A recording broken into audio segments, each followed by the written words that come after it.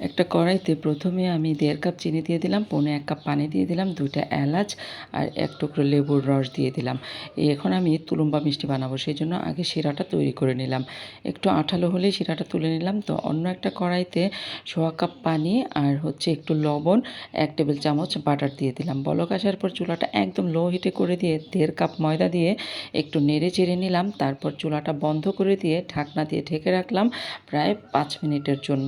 তো 5 মিনিট পর ঢাকনাটা নামিয়ে নিয়ে এসে একটু নেড়ে চেড়ে তারপরে হাত দিয়ে ময়ান করে নিলাম। ময়ান করে নেওয়ার পরে ময়দাগুলো একদম ঠান্ডা করে নিয়ে একটা ডিম দিয়ে দিলাম। তারপরে এভাবে মেখে নিয়ে আরও একটা ডিম দিয়ে দিলাম।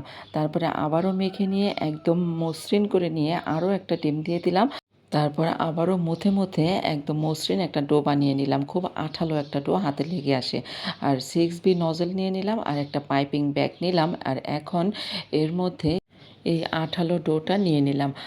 পাইপিং ব্যাগের সিকিউরিটির জন্য আমি আরও একটা পাইপিং ব্যাগের মধ্যে এটাকে নিয়ে নিলাম। আর এখন চুলায় পর্যাপ্ত পরিমাণে তেল দিয়েছি, একটা কেচি নিয়েছি। তেল একদম ঠান্ডা, চুলাটা বন্ধ আছে। তারপর এগুলো এভাবে করে কেচি দিয়ে কেটে দিয়ে দিলাম। তারপর চুলাটা জ্বালিয়ে মিডিয়াম আঁচে দিয়ে দিলাম। এগুলো লাল লাল করে ভেজে তুলে নিয়ে গরম গরম ঠান্ডা শিরার মধ্যে দিয়ে দিলাম। তারপর 1 মিনিট এভাবে রেখে দিয়ে মিষ্টিগুলো তুলে নিলেই হয়ে গেল খুব মজাদার তুলুম্বা মিষ্টি। এই রমজানে জিলাপির পরিবর্তে আপনারা এই তুলুম্বা মিষ্টিগুলো বানিয়ে নিতে পারেন।